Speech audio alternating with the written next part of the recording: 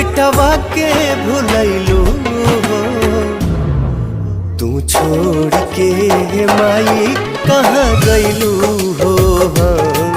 तू छोड़ के माई कहाँ गैलू हो।